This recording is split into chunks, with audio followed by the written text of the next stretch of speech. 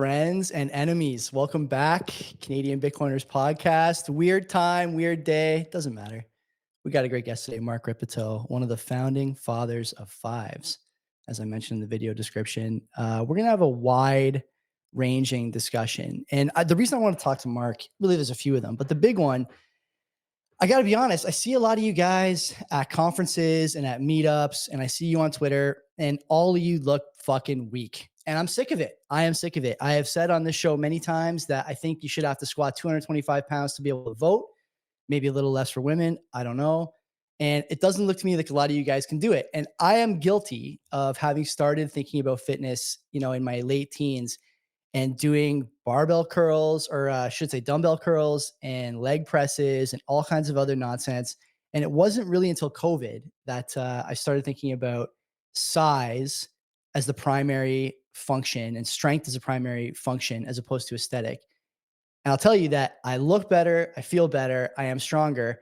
And as an athlete, I am faster, I am more quick, I am all those things. And it's a result of proper strength training, not working out, not exercising, proper strength training. So we're going to talk to Mark. And as always, before we start, the sponsors, EasyDNS. You guys know Mark Jeftovic, CEO of EasyDNS. He sent to my house last week a bomb thrower onesie for my newborn daughter.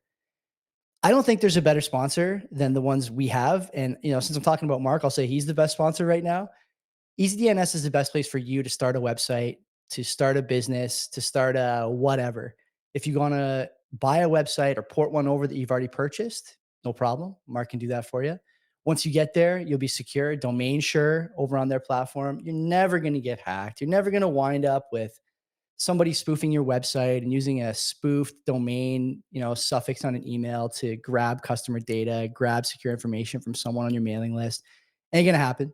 And for the Bitcoin enthusiast, you might be one if you're listening to this show, tons of virtual private server stuff like Nostr relays, Bitcoin nodes, BTC pay servers. I mean, who wants to be at the mercy of banks if you're running a business these days, especially up here in Canada? Go over to the website, easydns.com. Use our promo code CBP Media. You get 50% off your first round of buys, which is pretty good. You don't get 50% off too many places these days. Second sponsor is Bull Bitcoin. You can see the price behind me there, or that's the block height maybe. You're getting close to 1,000 sats a dollar here in Canada, which is a milestone for us. It's not too late to buy Bitcoin, but it's going to be a lot harder and a lot more painful to buy it pretty soon. So you may as well start now. Go to Bull Bitcoin. They have everything you need there. It's non-custodial. So you send it right to your own hardware wallet, right to your own Sparrow wallet, whatever.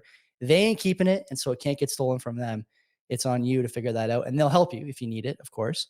Not only that, but if you want to pay your mortgage, your credit card bills, your university tuition, if you're still falling for that scam, or anything else related to your day-to-day life, you can live on the Bitcoin standard thanks to their platform bills. Easy to use. And if you want to sell back to fiat, you can do that too. Although the fiat currency doesn't have a great history and we're seeing some cracks in the armor these days as well. So if you're going to buy some Bitcoin, start now, go to Bull, use our promo code. They give you $20 or $21 when you sign up, give them a phone number and off you go. And then our third sponsor, Decentral Tech, out of Quebec, the best when it comes to Bitcoin mining. Whether you want to run a mining operation out of your house that will have your wife talking to divorce lawyers, or you want to run one that your wife won't know about because it's so quiet and perhaps also aesthetically pleasing if you buy the BitAxe. Again, I should really bring that thing up here so I can show it. But yet again, I've not learned my lesson. These guys will help you set your mining operation up. They'll help you with power supplies. They'll help you with board repair. They'll help you with everything. If you want to heat your house, heat your pool, they can help you. These guys are best in the business. They have the guy I'm told is the best board repairman in the world. And like I said, Canadian, can't beat it. We don't have a promo code. It's a relationship of love. So go over there, Decentral Technologies, and start your mining at home today. Mark Rippetoe. I have to tell you, it is my great honor to have you on the show. As I mentioned in the intro there, I wasted so much goddamn time doing dumbbell curls and all sorts of other nonsense when I should have just been doing my fives in my 20s. And now here I am at 37 and stronger and faster, at least in a straight line. Don't know about the side to side stuff anymore. I'm a little old for that. A few too many injuries. But that doesn't matter as much when you're 37. Yeah, you can kind of leave that behind. Mark, Yeah. I want people to know a bit about you because you're going to be unfamiliar to some of my listeners. And I think that people should leave here with an understanding of who you are, your background, and why barbell training is the most important thing in any man's life. Do you want to give people a bit of background about who is Mark Rippetoe? Well, I am an old guy from North Texas. I'm from Wichita Falls. I've been here pretty much most of my life. I had a little excursion into Colorado back in my 20s where I relocated up there, and then I decided, well, I better get my degree finished. So I moved back to Wichita Falls, and I have a geology degree, so I have a science education. And I got into the gym business. Oh, I was probably 18 or 19 when I first started working in the gym business. And oh, I've been pretty much involved in the gym business ever since then. And I've, had studied to be a petroleum geologist, but that didn't turn out to be as welcoming an occupation as it could have been. And so I moved into the gym business in full time in 1984 when I bought an existing gym and turned it into Wichita Falls Athletic Club, and I have been uh, doing that every day since 1984. So what's that? 40 years ago, Yeah. and it's been a um, well, I'll tell you what the deal is when I first started, all of the gym business pretty much was the same as it is right now.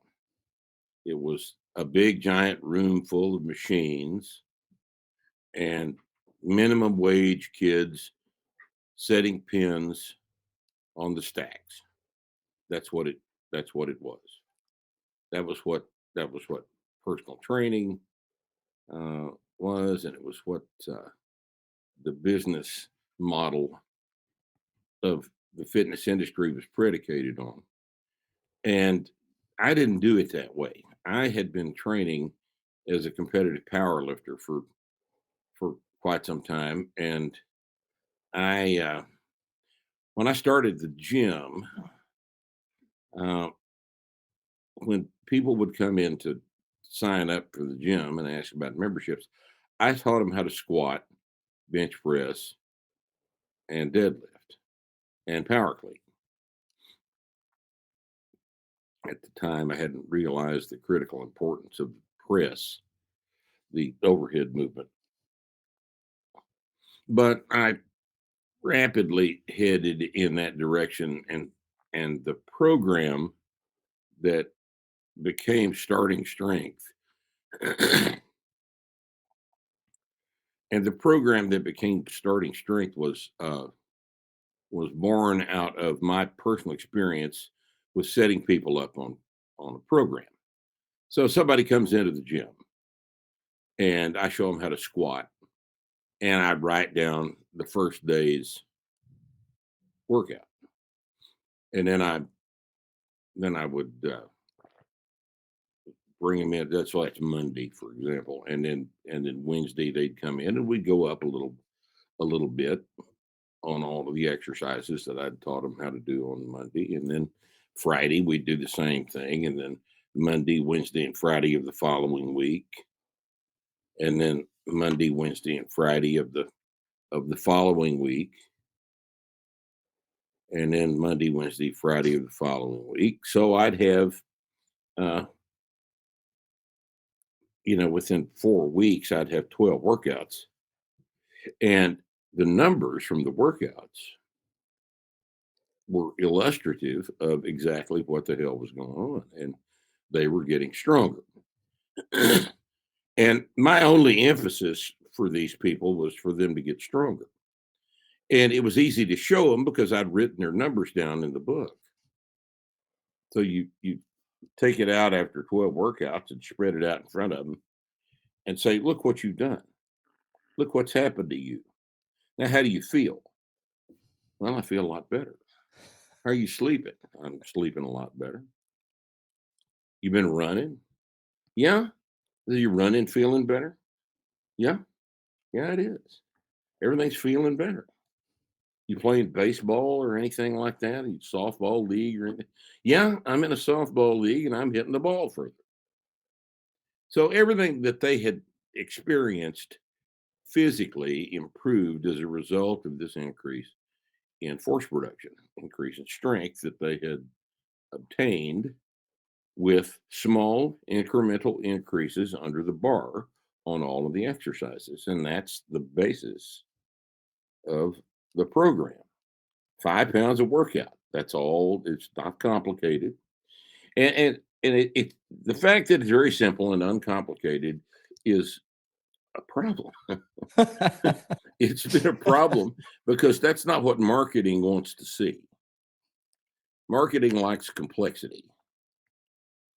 Marketing likes sine waves and, complex formulas and percentages and all this other shit. No, you don't need what you need is to figure out where you are right now. And then next time you train, go up a little bit. Not too much. Because if you go up too much, you can't do it. But if you go up a little bit, what happens is you begin to accumulate a strength adaptation. That's the whole basis of it. It's just DNA biology. You are accumulating an adaptation. That's what your DNA is for. It allows your body to change its proteins around as needed by the environment. So if you change the environment, in this case, that environment's the bar on your back, then your body changes to adapt to the new environment, which is 5 pounds of workout. Mhm.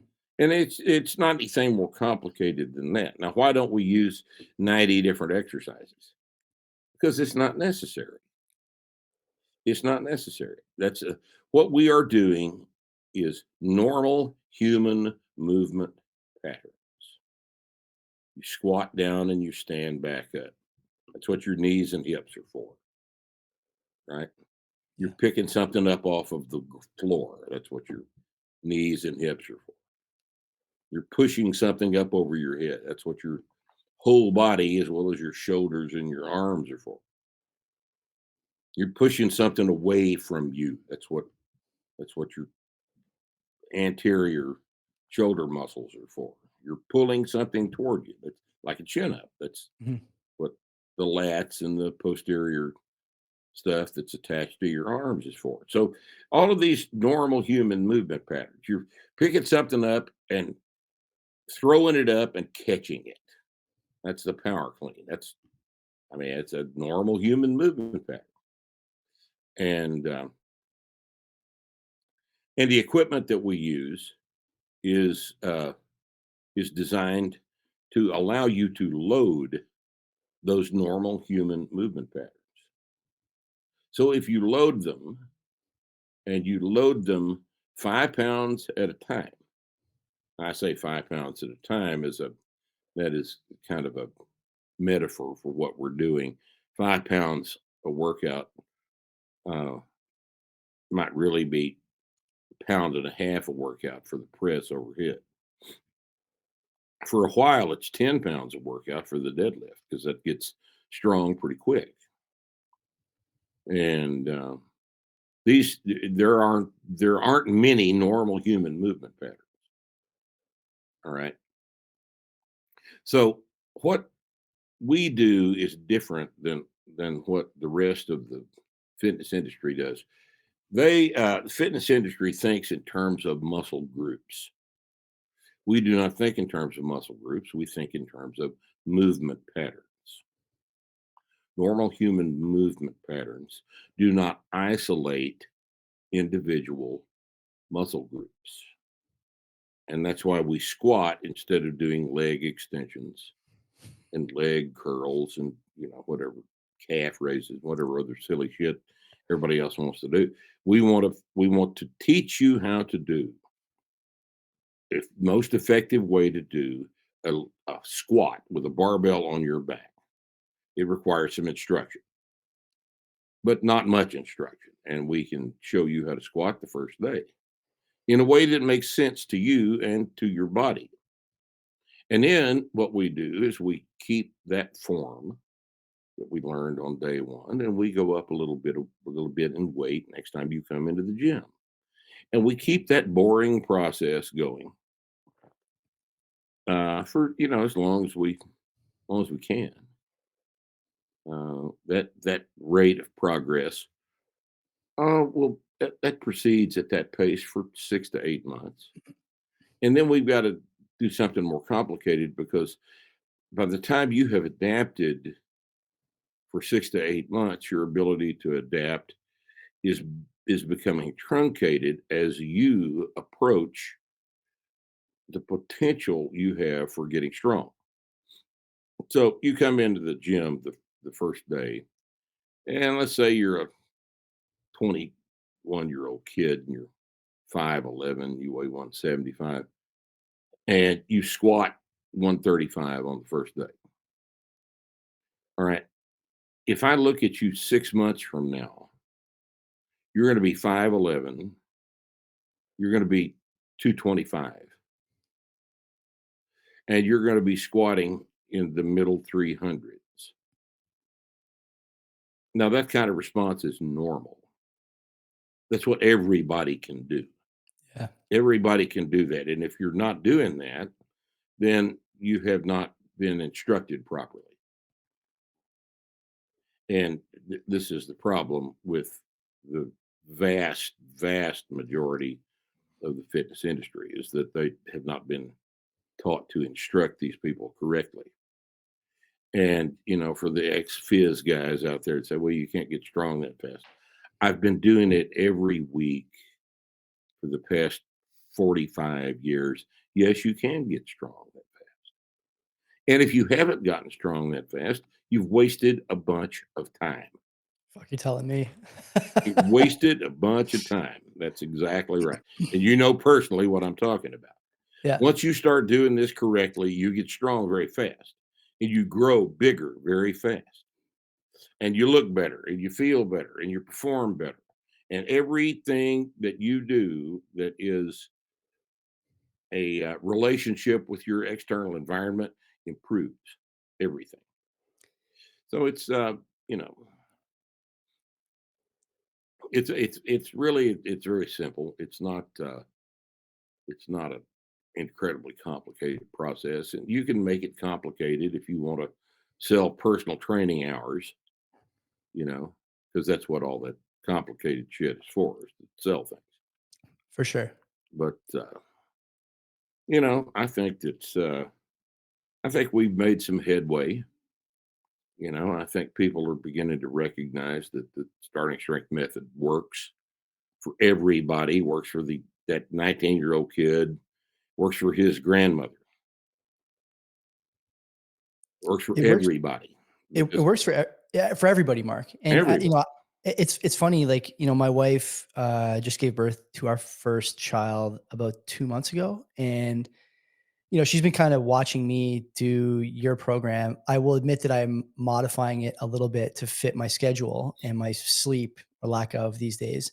But all the same, I went from basically never deadlifting at all to today hitting, for a single 370, 365. I can't remember now. And then, for fives, 350. And like that was unthinkable for me a little while ago. I used your program to recover from an Achilles tear, reading and listening to some of the stuff you've said about injuries and not babying them.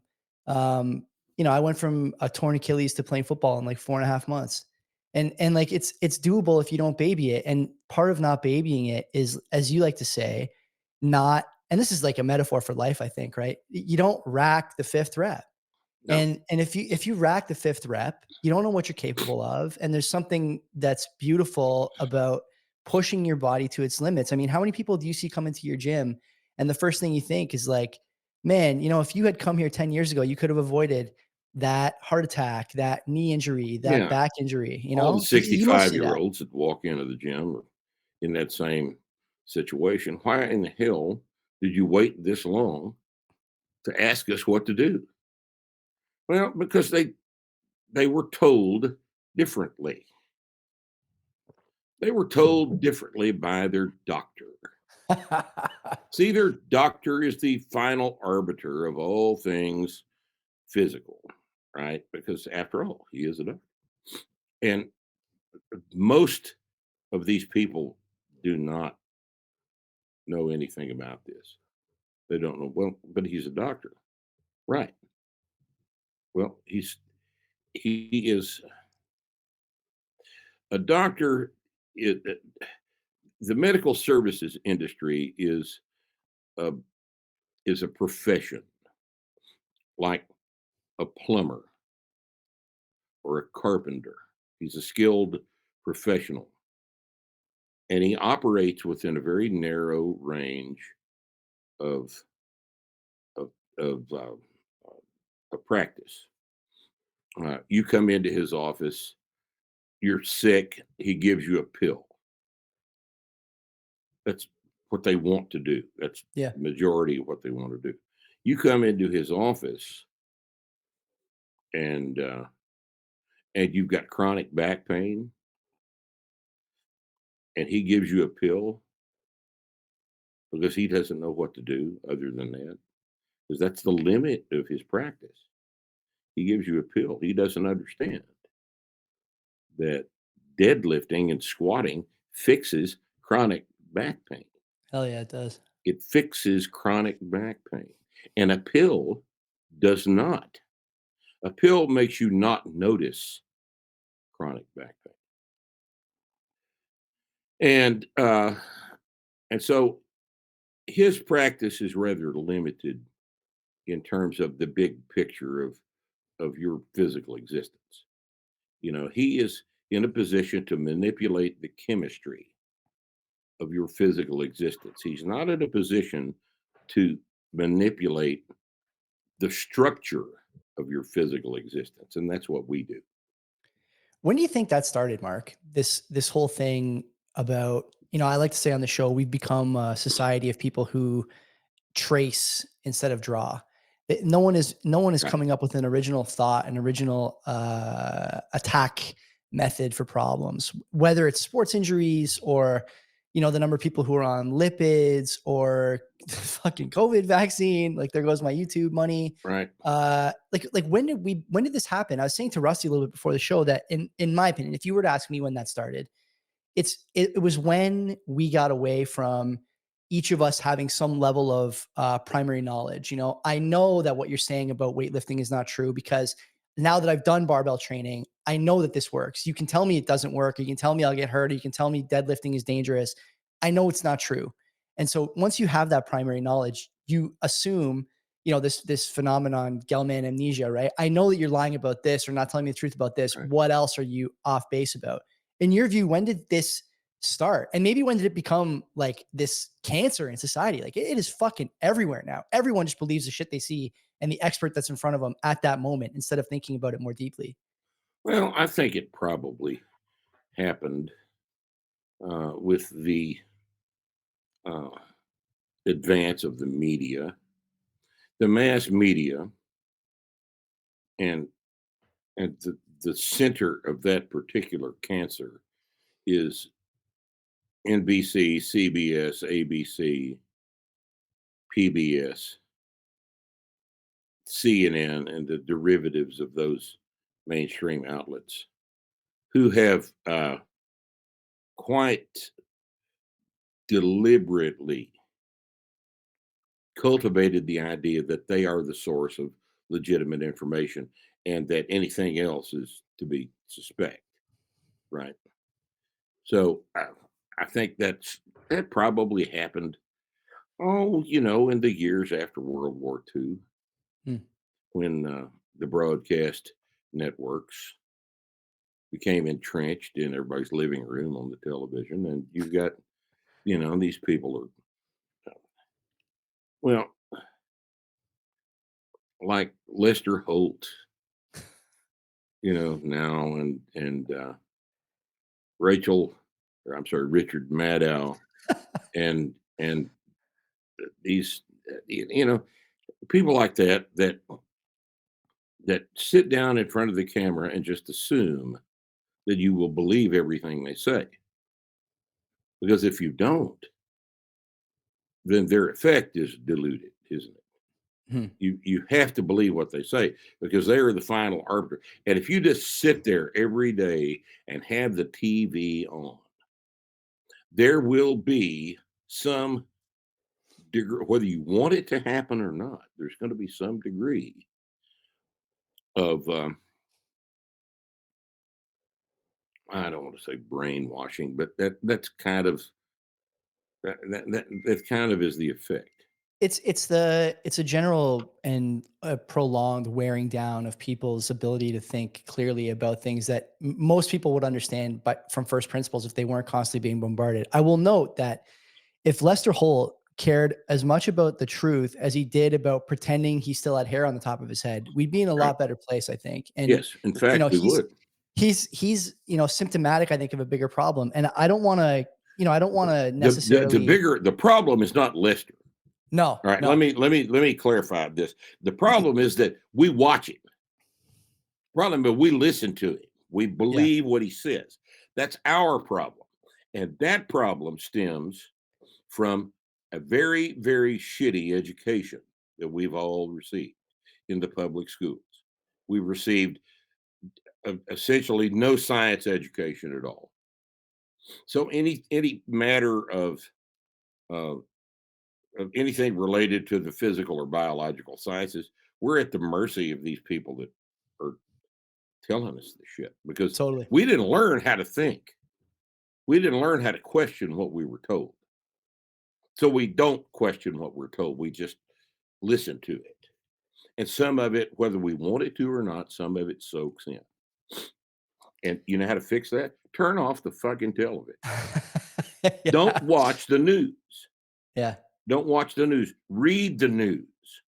There are several sources of information on the web on the internet that are perfectly capable of keeping you broadly informed from a wide range of viewpoints, and you read all of them, and the ones that make sense to you, you retain that.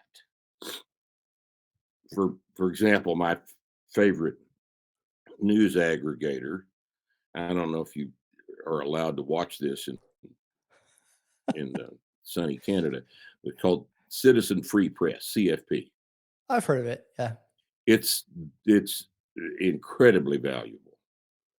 He puts up a new headline every 10 or 15 minutes, and they're listed in a long column, and you just go down and just click on this stuff and read it. He posts mainstream stuff. He posts stuff that he pulls off of X, and he gets things off of Yahoo, for God's sakes, and the AP, and CBS, ABC, NBC, all this other stuff. But there are other sources on there too. And if you look at all of this, you get a much more complete picture of what the hell is actually going on here. But if you are not exposed to all these different viewpoints, and the only exposure you get is to NBC News, my friend, you are not informed. yeah. Up here in Canada, we have a state broadcaster. You may be familiar with CBC, Oh yeah. Canadian Broadcasting Corporation. Yeah, and our current PM, although on his way out, has been a big fan of CBC. Yeah, exactly. Yeah, we can have a laugh about that. Yeah. Yeah. Our current PM has been a big fan of CBC, and it's because they've carried water, in my opinion.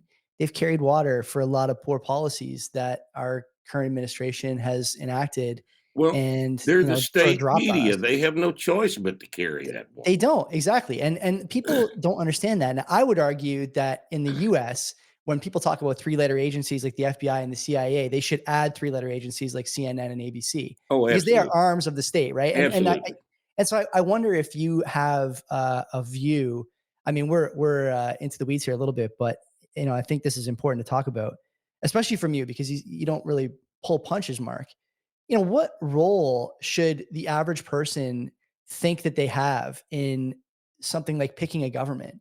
I mean, I'm of the opinion that your election in 2020 was fraudulent. It I was. think we've had fraudulent elections. I think when I look at stuff like no ID to vote and illegals voting They and are. all this other shit, it's, There's only one reason to do that. of course. And like anyone who denies it, it's an IQ test, right? And if you fail, you fail. But at least then I know that you don't have, the cut of your jib is not going to match the cut of my jib, and we can go on our merry way after that.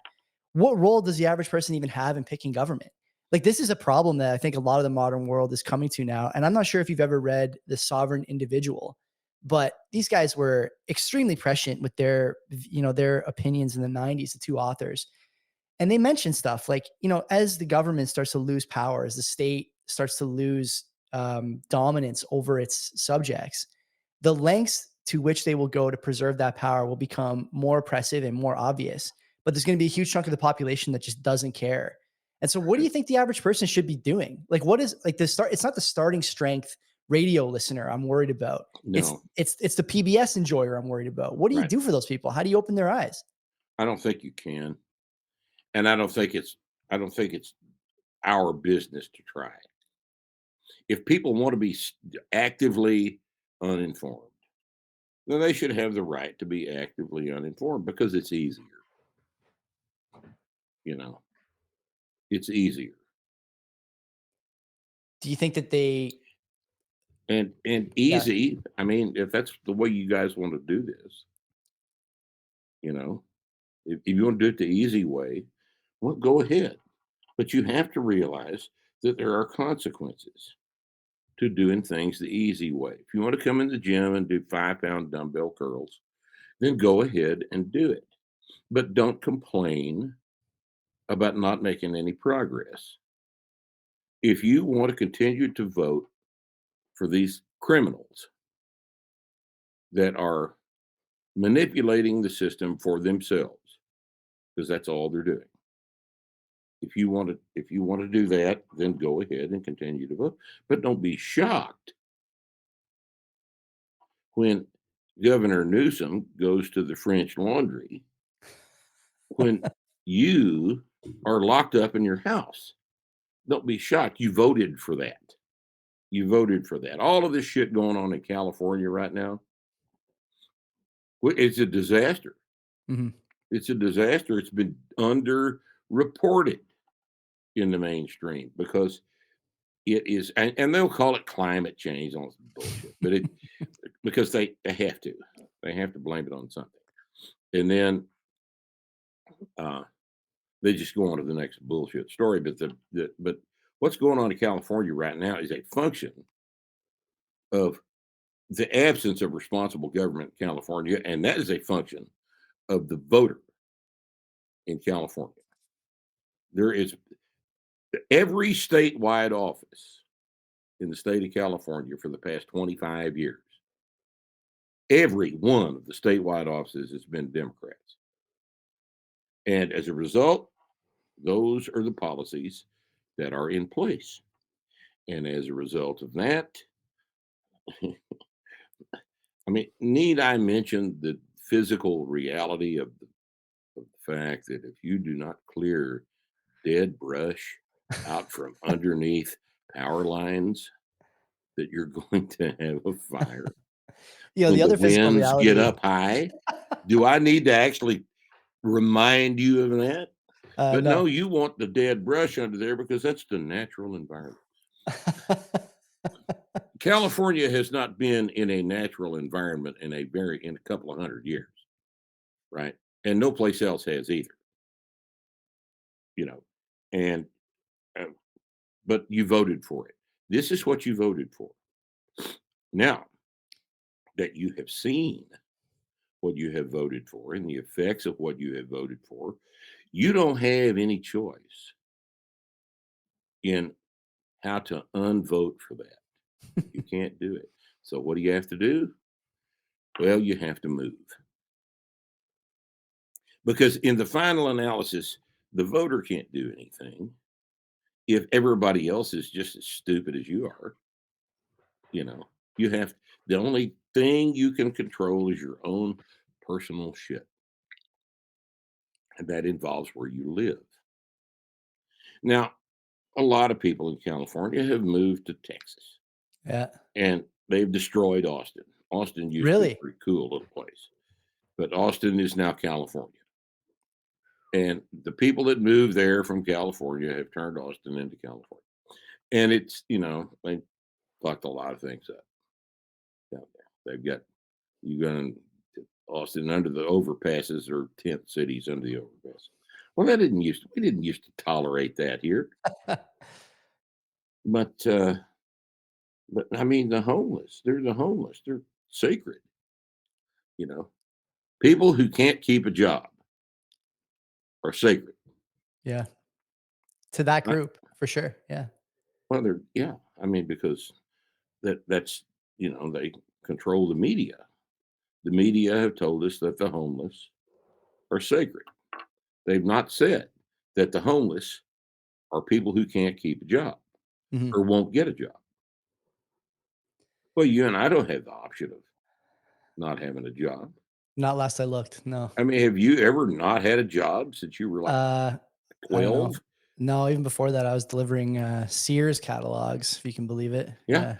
No, I threw the shopper, little paper when I was a kid to make some money and stuff. And I mowed yards for a lot of years and made a living mowing yards, you know, in the middle of the summer in North Texas in 112 degrees. And I'm out there mowing yards because what's your option?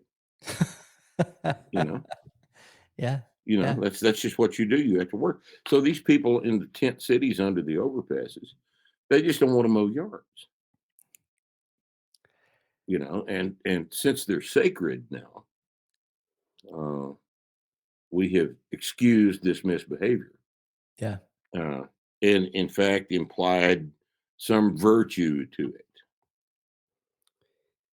This is the big problem. Yeah, Yeah, yeah, that it's become virtuous behavior. Here in, Dundas in Hamilton, Ontario, we just had a vote, I think yesterday or the day before. I live in a city of about 700,000, 600,000, something like that, so not small, not big, but somewhere in the middle, and we have a tent problem in the downtown core and in a lot of parks. The neighborhood I moved from to this house, was starting to see tents and little fires pop up in the woodland not far from my house where I used to walk my dog off the leash and all this stuff, right? And this vote yesterday, I think it was like 12-6 in favor of dismantling the tent encampments. It's a you don't, ain't got to go home, but you can't stay here type right, bill, type law. right, And the number of mouth breathers, Mark, is the most generous term, who yes, are up in arms, furious about this. These people deserve better. They're just like you and me. I would point to a story, and actually, to your point earlier about not being able to keep a job, people they're not all deserve. like that, Mark. They're not all like that. There's one enterprising group of tent enjoyers in one of the parks downtown here who built underground tunnels to sell and manufacture narcotics. And the police were not allowed to raid this tunnel for months because of the backlash and the public attitude toward these things. And so, when I hear things like we have to let them exist, we have to let them do that, it's always about someone else's right to cause mischief and not my right to be left the fuck alone and be able Right, to enjoy the park that my property taxes go to, or that my kids walk through, or that I throw a ball to my dog in. It's always someone else. And this is really the problem with modern society, is that it is so easy to go after the net producers and impossible to go after the people who need to be made to understand that they have to produce something or get the fuck that's going. yes, that's absolutely true. That's absolutely true, and the reason I guess for that is because it makes everybody feel better if there's no oh, what would you call this? Uh we don't want to be judgmental. See, we don't want to be judgmental about another person's productivity and another person's value to society as a whole. In other words, we don't want to do the math because this is just arithmetic. And we're back to our science education again. It's just arithmetic. If a guy doesn't earn any, if he doesn't add value to some sort of a system, if he's a non-value added participator, but he is entitled to enjoy the same benefits of adding value as you and I do. Well, where does this value Where's it come from? that he enjoys come from? Well, it comes from me and you. Yeah. Because there's no other source for it. And this is just arithmetic. I'm sorry, arithmetic is arithmetic. You know, it's worked pretty well. You know, it allows us to build a house. Yeah. Arithmetic is just a series of calculations, and you know, constructing a structure is a result of a series of calculations. And goddamned if the thing doesn't stand there, you know, hey, it stands there. It must have worked. Something worked there. Yeah. Something worked, and what worked was the arithmetic. It's, Well, the other thing this whole thing is just arithmetic. Other than that, I think you're right. And I think the thing too, Mark, is that because people don't understand when they think about money, okay, watch me try and lasso you into Bitcoin here. As when people think about money, they don't understand that money is just value, that's and all it is. value is a measuring stick it is chameleon like in its applications. Here in Canada, we have socialized medicine that doesn't fucking work. Doesn't work. I think we had like 17,000 people die waiting for scans last year in Canada. In Unacceptable. fact, That number is unacceptable at any number. if the population of Canada, if 90% of the population of Canada didn't live within driving distance of the United States, Yeah. you guys would have a different system, wouldn't you? Yeah. I know. Because you wouldn't have any choice. Yeah. Yeah. It's funny. The thing people like I was saying, the thing people don't get is that, it doesn't, even if it doesn't necessarily cost you more money on your paycheck, like our tax rates here are nuts. I don't know what they are in Texas. Here, I lose like an untold amount of money running this business to taxes that I'll never fucking enjoy the benefits of No, we don't because have an income tax. yeah. So like I lose about 40% of my income in taxes right off the hop. And then more on the business. I spend my post-tax dollars and get taxed again. Like I can't be born or die here without significant tax burdens, no matter Right. what, right? Whether I'm a baby or whether I'm a jar of ash, the government wants its cut. And the thing people don't get is that you're losing value, not just in your paycheck. People who don't have a paycheck are losing value too. Even if you're one of these leeches, you're still not getting what you could have otherwise had if we don't add more value producers. Because Right. when you go to the hospital with a cut, it will become septic instead of you getting it fixed. Great example in Manitoba, not 1 month ago, a veteran, Canadian Army veteran, went to the hospital to get a knee replacement, ended up losing her leg because the doctor was going to quote unquote return to sew up or suture up a wound and didn't come back for 4 days, ended up losing a leg. And you got to ask 4 yourself as a days. Canadian, is that nuts? Like you got to ask yourself as a Canadian, what is it you want out of a system that you are paying more than any other first world citizen into and getting less and less back? Whether it's the bumps in the road, a subway that's unsafe, or healthcare where you will die before you get a scan. What is it that you want as a Canadian? And you guys don't have that problem. I say to people all the time, and maybe we can talk about this. I am dying for some kind of deal from Donald where he'll match my CAD savings 1-to-1 with USD as long as I buy a house in some state that's like, underpopulated or something. I'd fucking be on the next plane, Mark, honestly, because it's just a better way to live as opposed to just giving Yes. money away to these pet causes. Yes. Do you guys think about this at all? Does anyone up there even want Canada to be the 51st state. We already are the 51st state. Many Canadians don't realize that. Well, you've been the 51st state for a very long time. Yeah. But I don't, everybody that's thought about it has realized that you guys are a pain in the ass. Wait a minute. Why? Why? Well, because you've got this attitude. Because you voted just like the voters in Los Angeles. You voted for this shit. Yeah. This is your deal. This is your baby. It's not Texas's baby. What? You don't We think we don't did a have good job voting? we don't have an income tax in Texas. That's incredible. Now we've got stupid ass property taxes. Yeah, but income is like it penalizes productivity. It does penalize productivity. You can't have that. No. And I don't know. Let's see what Mr. Trump does when he said a bunch of real interesting things over the past couple of months. We'll just have to see what he actually manages to accomplish once he gets in office, if they don't kill him first. Mm. Yeah, I've heard you say I'm, that. I'm Yeah. sorry. It's just they've tried There's a lot. twice. There's a lot on the line, Mark. There's a A lot on the whole line. lot of there's a whole bunch Yeah. of bureaucracy on the line. A whole bunch of government employees don't want him in office. A Totally. whole bunch of them. And there are more people with an incentive to kill him than there are with an incentive to protect him In that inner circle, for sure. in Yeah. that circle Yeah. that he is forced to run in. I just hope he has his own people. I hope he's got his own people that he trusts, because the Secret Service you saw the Secret Service detail. Unfucking believable. I didn't It was realize that. unbelievable. Two fat Yeah. women. I mean, Two they're hiring from the 28-year-old same fat pool. women are in the Mark, Secret Service Mark, it's the same protective pool. detail.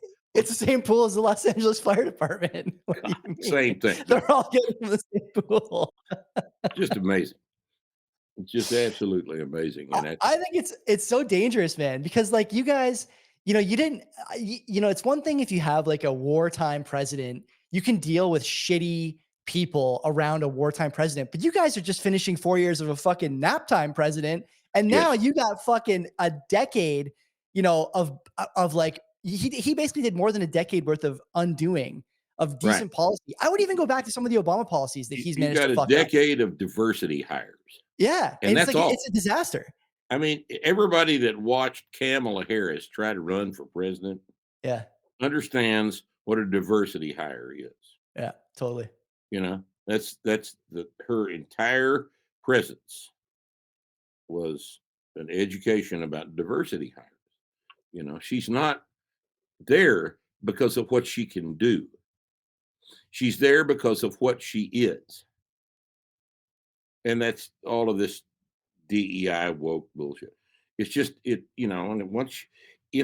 if merit is not part of the equation, then the thing doesn't work. Mhm. And, this is just one more regression back to arithmetic.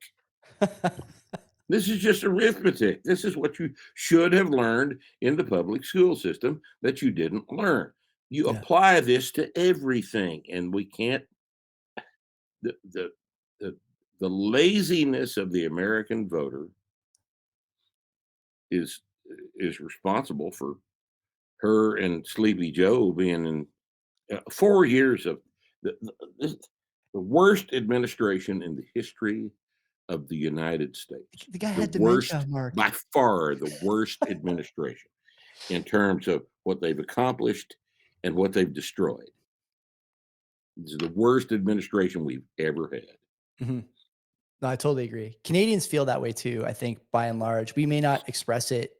I mean, I would express it like that. I think that guy's a, total sort of loser. But the Canadian public, I think, would look at their quality of life and say, we've had a significant decrease. And there's an implicit admission there that, number one, it doesn't matter what policies we come up with. If you guys are not competent, things are not good. You guys are like the Knicks, right?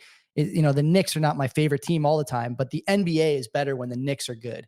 And you guys need to be good for the whole thing to work. And when you're Yeah. not good, the whole thing fucking sucks. And it sucks for us up here. Oh, I know. This is the geopolitical relationships have to be paid attention to. Yeah. You know, they have to be paid attention to. If Canada, if the United States is not functioning to prop the rest of the area up, only area suffers. Yeah. You know, uh, now is Canada going to radically change uh, No. its economic policies? Probably not.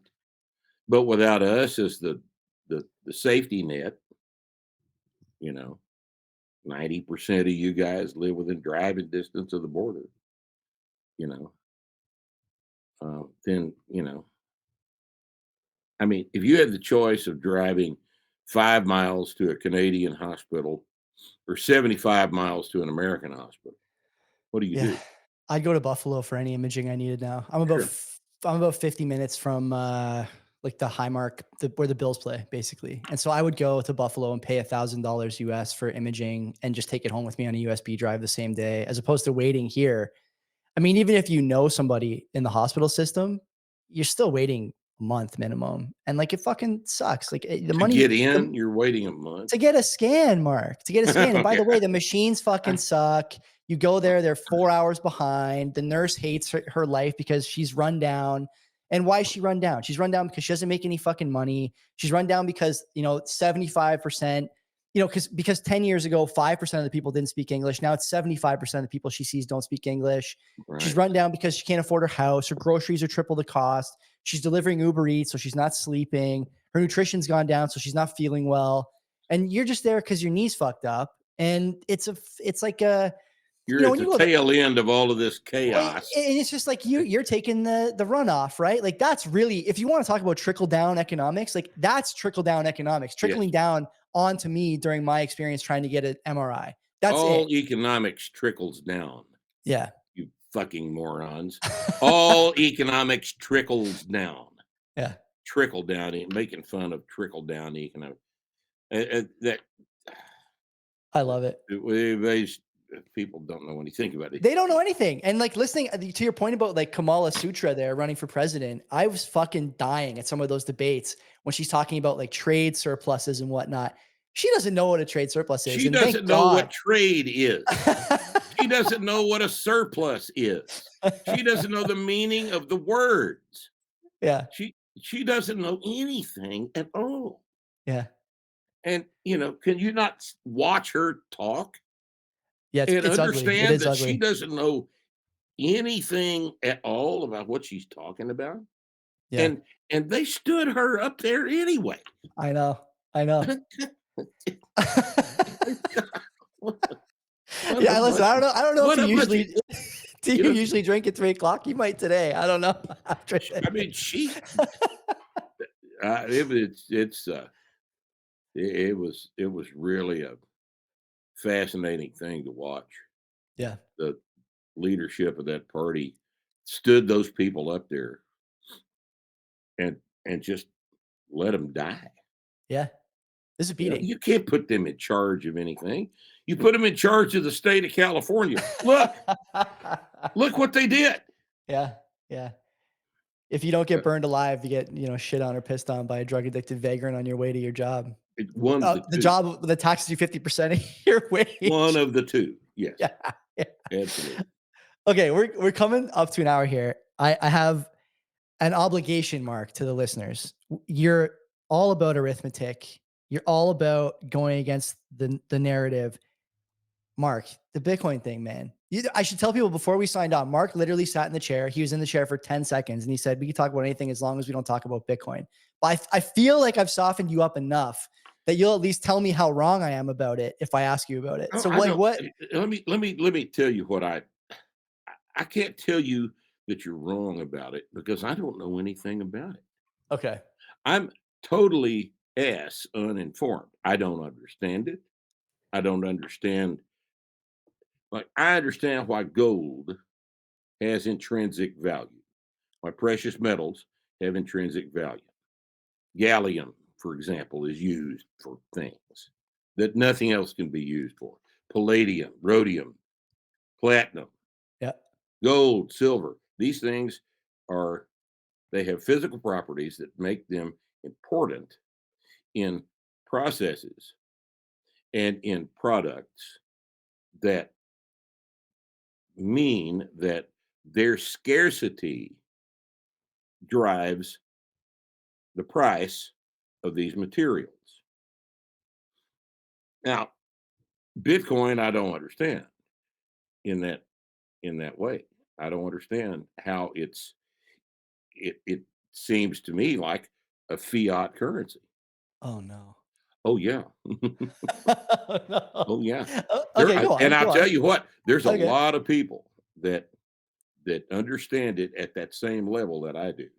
I Mhm. don't see the point, but uh enough intelligent people are in favor of this to where there's got to be something going on there that maybe I just haven't investigated it enough, but I don't. It seems to me to be just a creation of something, I and can't. Yeah. Go ahead. and so tell me how I'm wrong. I it's a conversation that is too long. I'm going to do something I've never done before on this show, okay? I'm going to send you a book. I hear you talking about reading. You read some books that I've never heard of, although I do have behind me here a copy of The Super Athletes.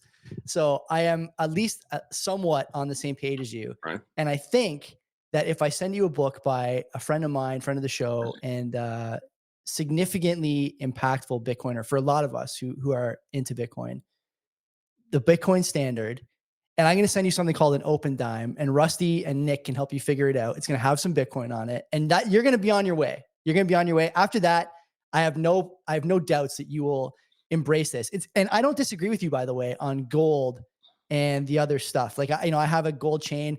I'm Italian. I see gold. I love it. I see cement. I mix it. These are the things my people do, and I can't fight that. And when I hear people talk about gold as a good store of value, it has intrinsic value. I'm right there. And the thing about Bitcoin is that it has some physical ties to energy, has some physical ties to commodities, which are limited. Everyone understands that. And this idea that we can move gold, at least in some ratio, the same properties with some improvements in portability and fungibility and whatnot to the digital medium is appealing to a lot of people. And I'm like on the sort of older end of Bitcoiners at my age. I think a lot of people younger than me, and this is another piece of it, right? The zeitgeist around Bitcoin compared to the zeitgeist around gold. One has seen its peak already, and the other, I think, has yet to see it. And this is another thing that's driving some of the value. Is that a good thing or a bad thing? I don't know. Is it without risk? Certainly not. But we both agree that the fiat standard that we're on right now is not, I don't think, long for this world at this point. Well, it's it is certainly subject to a lot of adverse manipulation. You know, if The fiat, if yeah, for fiat is, yeah, example, yeah. if the dollar becomes not the currency in which the energy markets operate, well, the United States is It's a big problem. Yeah, they're as fucked as you can get. yeah, that's a huge problem You for know, sure. it's a huge problem. So I mean, yeah, there are exposures to fiat currencies, or they work as long as everybody agrees that this is what we're going to do, right? Uh, and there's not enough gold on the free gold on the surface of the planet for it to function as a medium of exchange on a daily basis with human beings. There just isn't enough of it.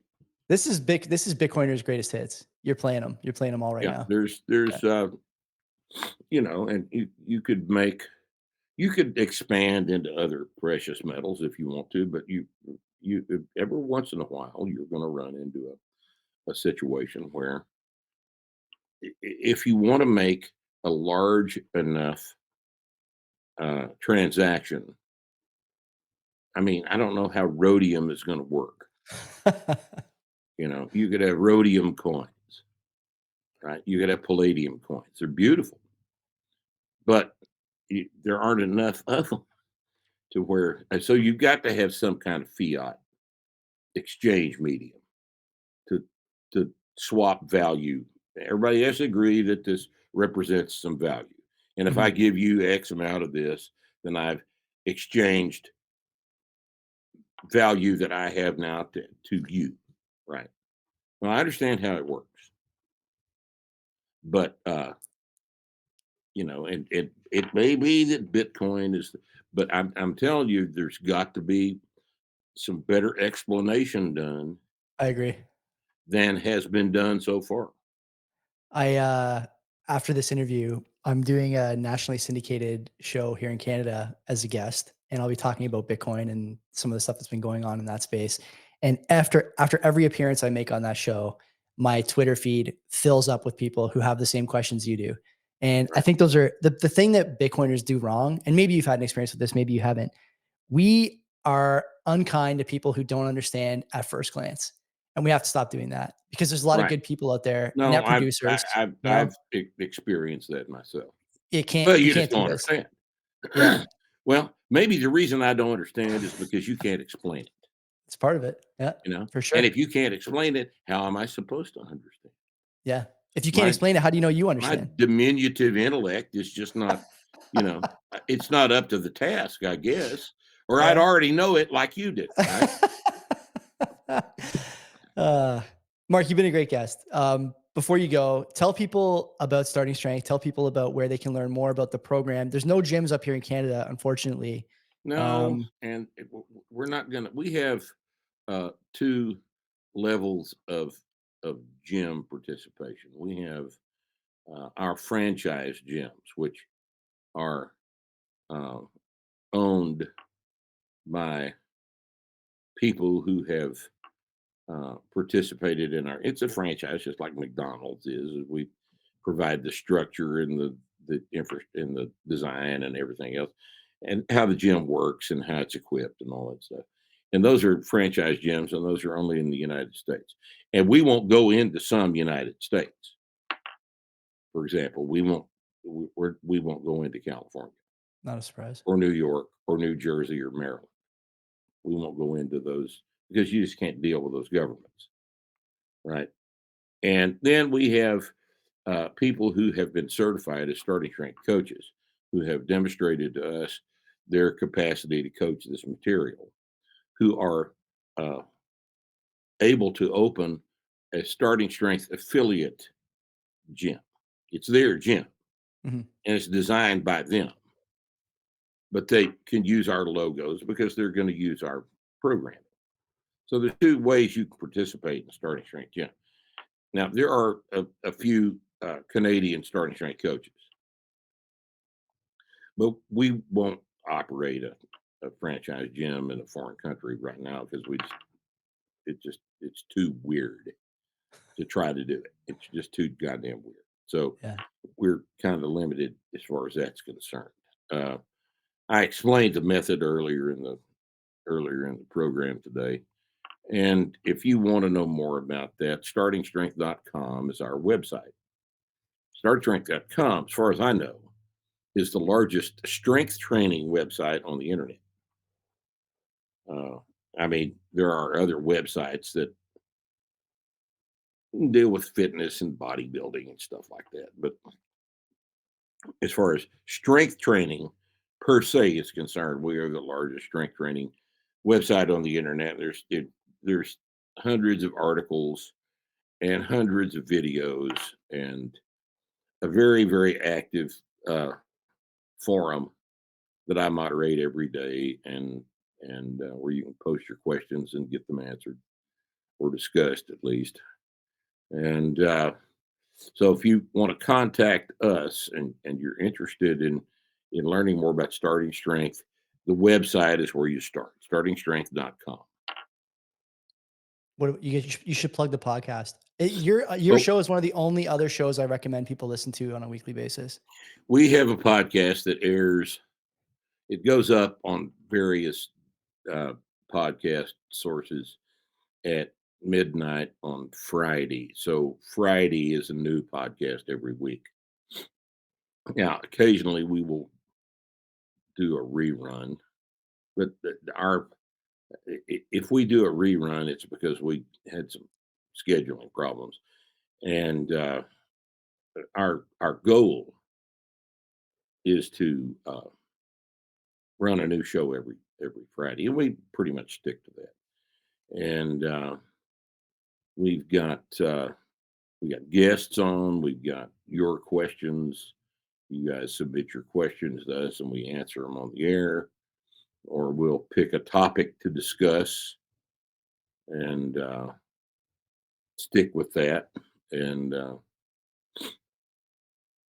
it's a variety of stuff. It's not the same thing every week at all. No, it's a fun program. You got Rusty and Nick there. Rusty and Nick, the guests are outstanding. It's very good. Yeah. Yeah. Not to mention comments from people on YouTube who hate you and oh yeah, think you're fat. Yeah, which is great. Addition. That adds quite a bit of value to That's Mark Rippetoe. Thanks. All right, Joey. Appreciate you having me on. We'll do it. You got it, buddy. You got it. You're welcome anytime. Take care, everyone.